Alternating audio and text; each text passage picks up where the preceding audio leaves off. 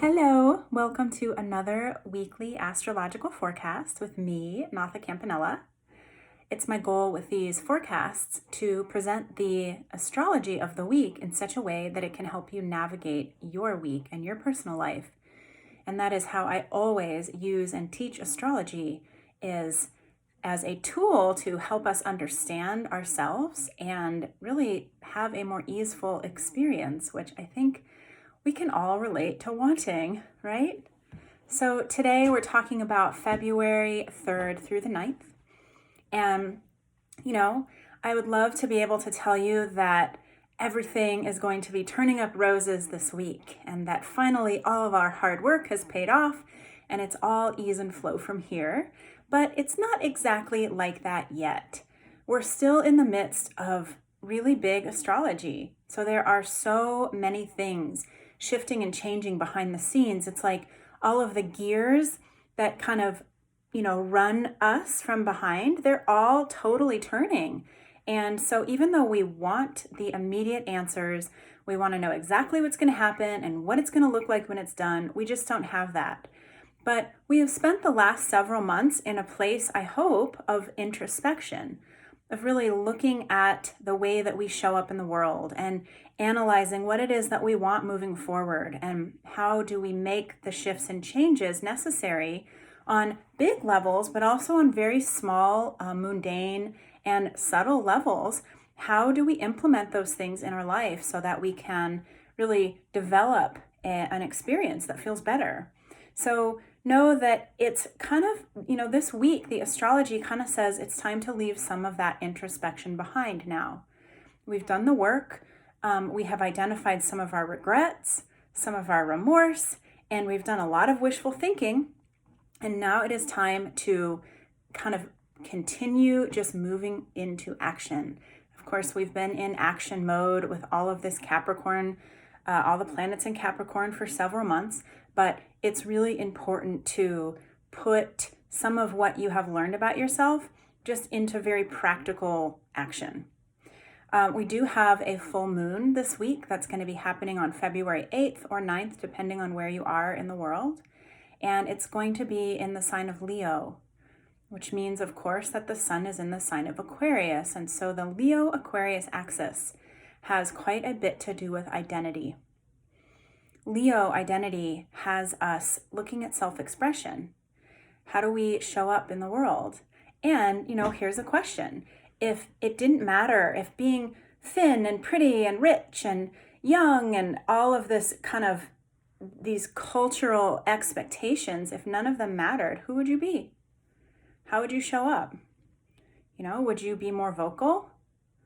Would you leave the house comfortable in comfy clothes instead of in fashionable clothes that were uncomfortable?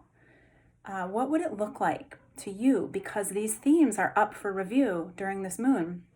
Aquarius wants us to rebel a little bit, but Aquarius also says, where do you stand in the group?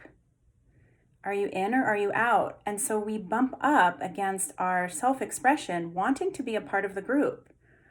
We've all learned, believe me, in very deep ways how to conform, whether it's our peers, our family, our job, whatever, our partnerships.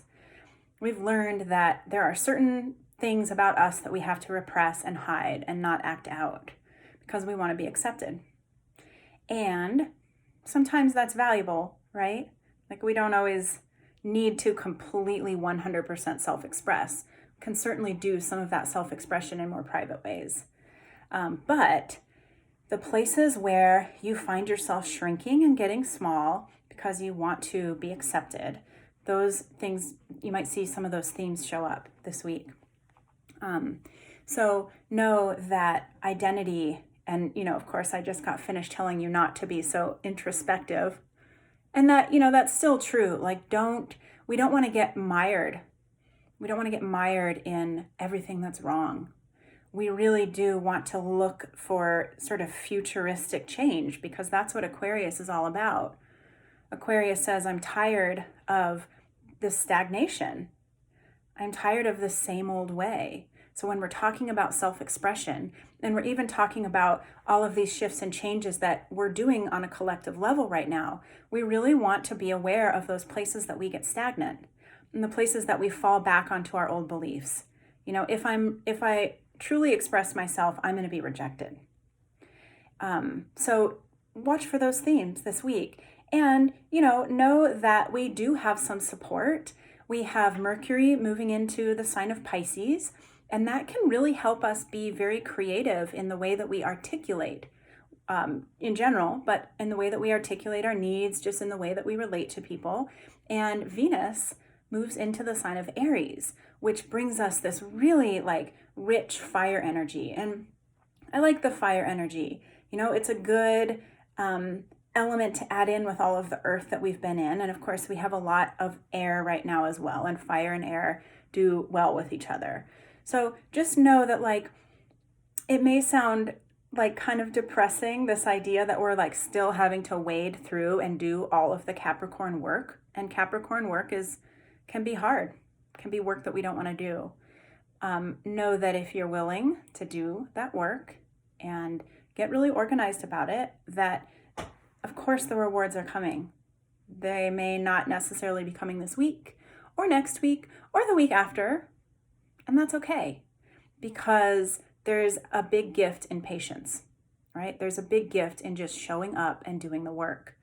And so that is what is happening for this week.